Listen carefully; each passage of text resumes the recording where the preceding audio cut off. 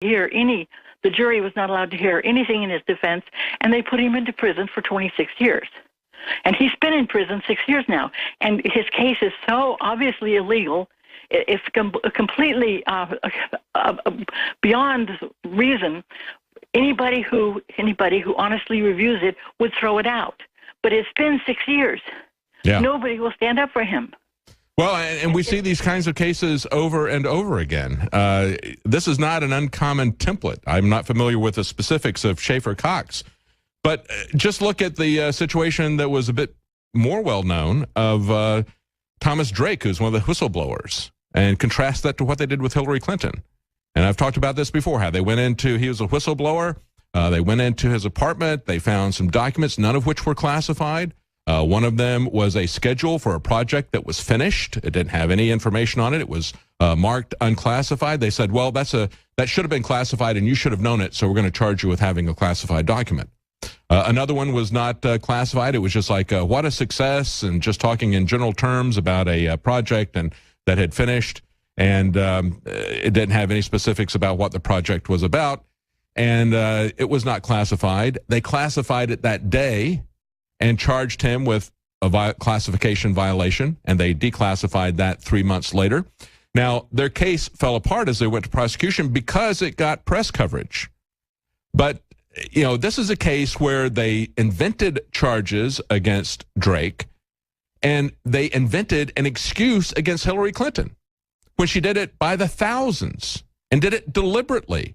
Went to a great deal of trouble to create this server, and they give her a pass. So, yeah, we do have two separate justice systems. Let me ask you this. You said that he got convicted. What do you think is the solution to this? Because I don't think we're going to be able to get the right people elected in Congress to do something about this. We've had these kinds of problems for a very long time. I think the solution to this problem is for people to understand jury nullification and start doing things at a local level. What do you think? I think the solution is to shine a lot of light on it. Yeah. People don't even know about Schaefer Cox. If people knew about it, they would be furious. Pastor Manning, he was interviewing Rudy Davis, and he was interviewing Rudy Davis of Austin about Schaefer, and he was really broken. He was really when he heard the details of the horrible things they did to this guy. Well, I'll look into it. Really I'll look into it. I mean, we had a congressman, remember, who was tied up and transported around the country. They call it dieseling because he was coming after the IRS. Welcome back to the Alex Jones Show. I'm David Knight here in Austin. We're going to go back to our callers in just one moment. I want to go to Tom in Maryland, who is a retired cop.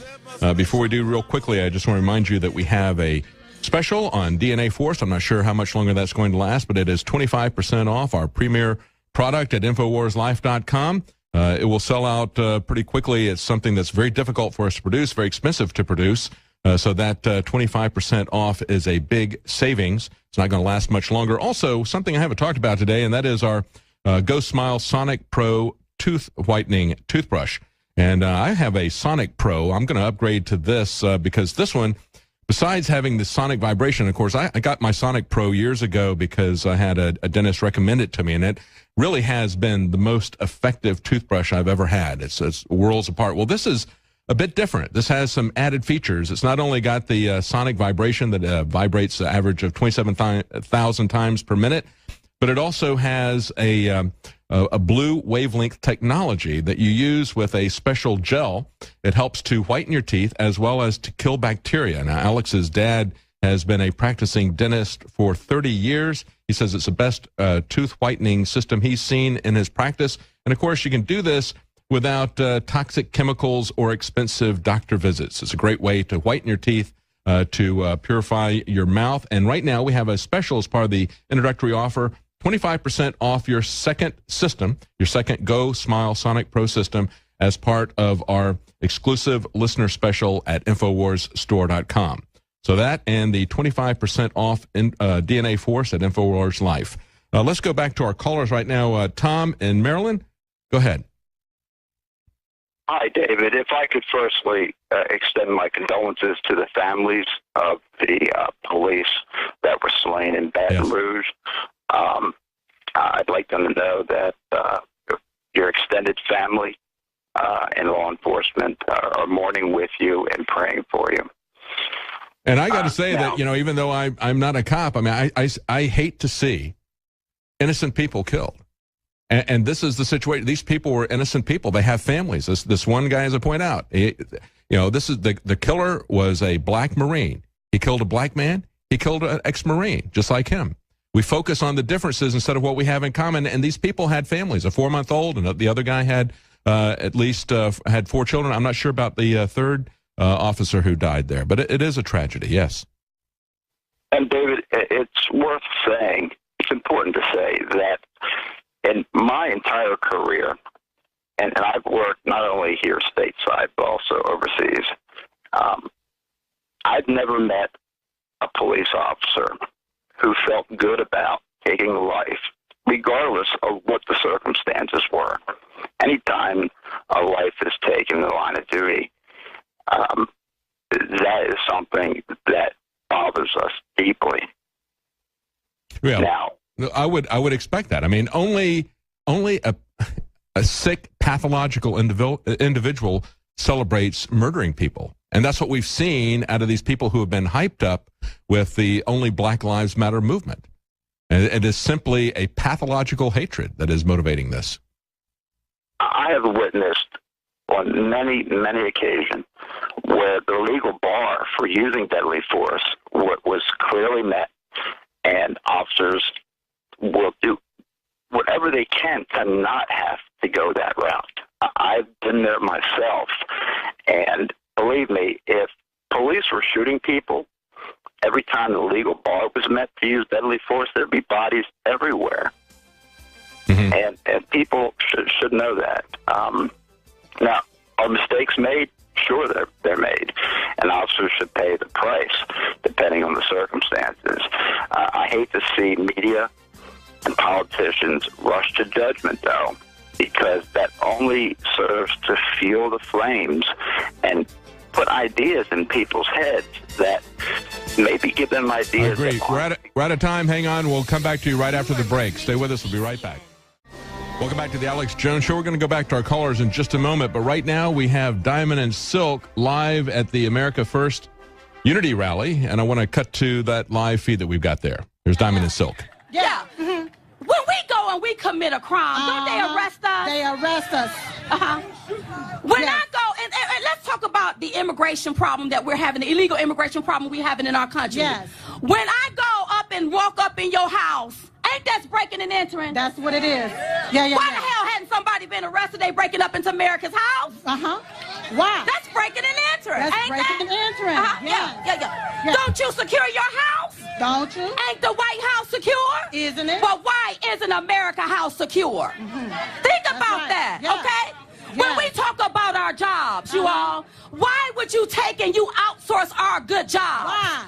To have us sitting here riding dirty, living in poverty, sitting around looking crazy, underemployed and unemployed. Why would you do that? Again, that's Diamond and Silk. They're talking about our open immigration policy, saying if somebody breaks and enters into your house, wouldn't you do something about it? I thought it was interesting. That was the same way that a Cuban mayor explained it to his wife when she said, "Why are you supporting Donald Trump?" And he says, "Well, if somebody moves into our house without our permission and they won't leave, what would you do?" I would call the police. And she goes, "Oh, okay, I understand that." And he said, "I convinced her to vote for Donald Trump." That's fundamentally the analogy that we have to understand, okay, folks. That's there. But we've been talking to our callers. I was talking to Tom in Maryland, who is a retired cop. I want to go back to Tom talking about his perspective as a police officer. And Tom, I want to ask you, from what I was saying there in terms of some of the things that we ask our police to do, we had the Dallas police chief in the wake of the shootings there. He said, we're being asked to do too much. We're being asked to solve all the problems of society. Let me ask you specifically about the war on drugs. Do you believe that that is fundamentally a law enforcement issue, or is that really something that should best be addressed by treatment for addiction? I mean, can law enforcement really solve addiction? We've had 45 years to try to do that. Let me say, full disclosure, I'm a big supporter of elite law enforcement against prohibition. I do not believe that we should be criminalizing drug usage. Good. I think that it should be decriminalized. In fact, I told you I worked overseas in the Netherlands. Mm-hmm. And when we decriminalized drugs over there, they're not legal, by the way. They were decriminalized. And the effect was amazing. In fact, to this day, you can still walk in if you're an addict and you sign up for a program. You can walk into a government-sponsored facility and get free heroin. Yes. And I know that might sound crazy to some people, but David, it got bodies off the street. Yes. It got crime reduced. It was amazing. Well, people don't understand. I mean, we look at alcohol prohibition.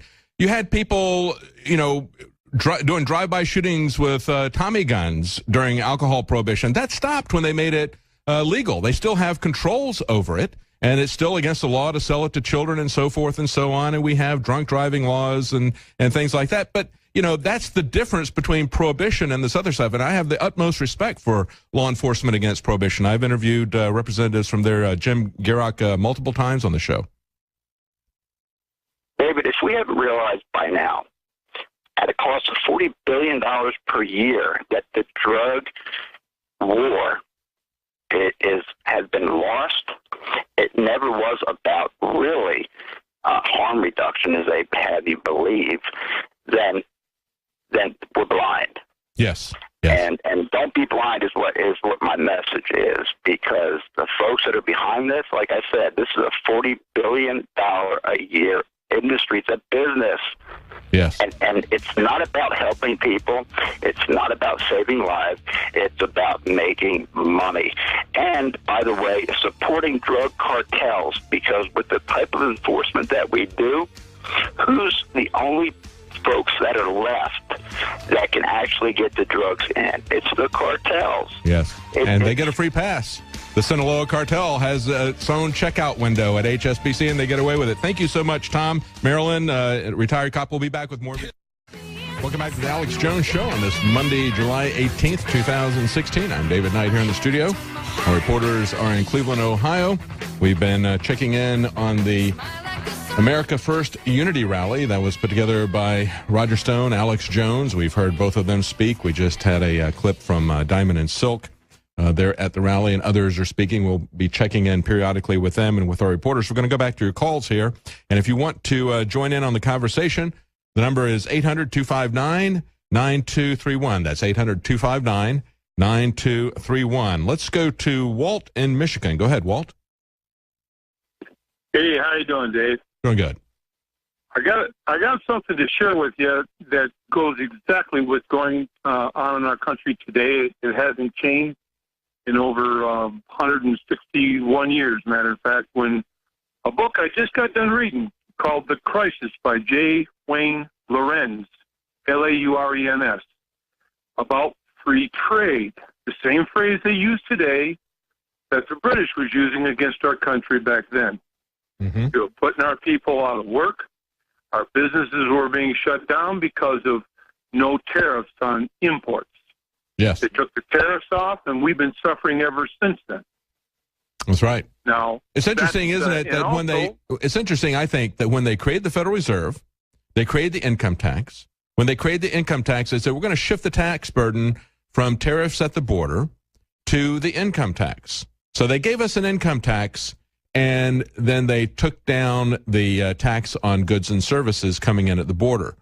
And that hasn't worked out very well for us. I prefer what Thomas Jefferson did when he said in his second inaugural address, he was only the third president, and they'd already added a bunch of taxes to people, various excise taxes internally. Of course, they didn't have the audacity to violate the Constitution that soon and have any kind of direct taxation on people. But he said in his second inaugural address that in his first term, he'd eliminated all internal taxation. And they had funded the government, which was then the size of the Constitution. They had funded it strictly with duties on products that were coming into the country. And so they had a free trade zone within America. And we traded freely amongst ourselves, and we built up an economy that was largely self-sufficient. We have the resources here. We have the human resources. We have the material resources. We have the energy resources here in America that we could do that here today. And what we're seeing is these globalists are exporting our jobs. They're importing workers. They're exporting our wealth is what they're doing. We're told that we need to get rid of our manufacturing economy,